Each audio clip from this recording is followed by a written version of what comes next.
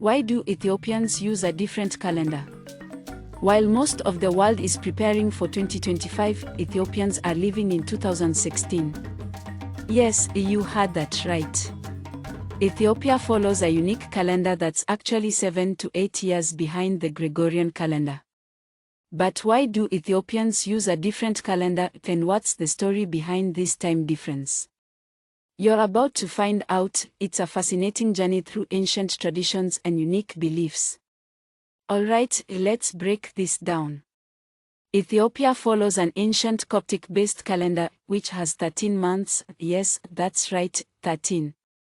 12 of those months are exactly 30 days long, and then there's a unique 13th month called Pagium, which has 5 or 6 days, depending on whether it's a leap year. It's a completely different way of organizing time, but it's been this way for thousands of years. Now, let's quickly explain what some of these words mean. The Gregorian calendar. This is the calendar most of the world uses today. It was introduced by Pope Gregory XIII in 1582 to replace an older calendar. It has 12 months, with February having 28 or 29 days. This calendar keeps our dates in line with the Earth's orbit around the Sun. The Coptic-based calendar, the Ethiopian calendar, is based on the old Coptic calendar, which originated with the early Christians in Egypt. Like the Ethiopian version, the Coptic calendar also has 13 months.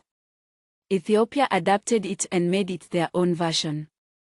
Pagium. This is the special 13th month in the Ethiopian calendar. Pagium only has 5 days in a regular year and 6 days in a leap year. These extra days help keep the Ethiopian calendar balanced, just like the leap year day does in the Gregorian calendar. Most of the world switched to the Gregorian calendar back in the 16th century when Pope Gregory XIII reformed the old Julian calendar. But Ethiopia chose to keep the Julian calendar, which dates back to ancient Rome and was widely used by early Christian communities. Ethiopian religious leaders felt that this older calendar aligned more closely with their religious beliefs and way of life. So while the rest of the world adapted to leap years and different month lengths, Ethiopia stayed true to its roots. And it's more than just months and days. The Ethiopian calendar calculates the birth of Christ differently, which is why their year is around 7 to 8 years behind most of the world's current year.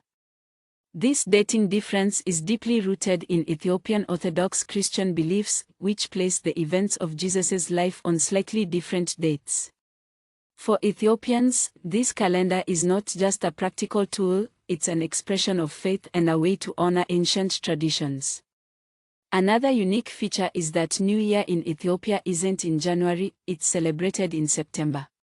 Enkutitash, the Ethiopian New Year, is a celebration of renewal, marking the end of the rainy season and the beginning of spring. It's a colorful event with family gatherings, traditional music, and delicious feasts, all set against fields of bright yellow mescal flowers. This special calendar keeps Ethiopia in sync with its cultural seasons and heritage. If you found this as fascinating as I do, then make sure to hit that subscribe button. Here on African History Made Easy, we are on a journey through the cultures and histories that make Africa so extraordinary. So join our community of history lovers, and let's keep uncovering these amazing stories together.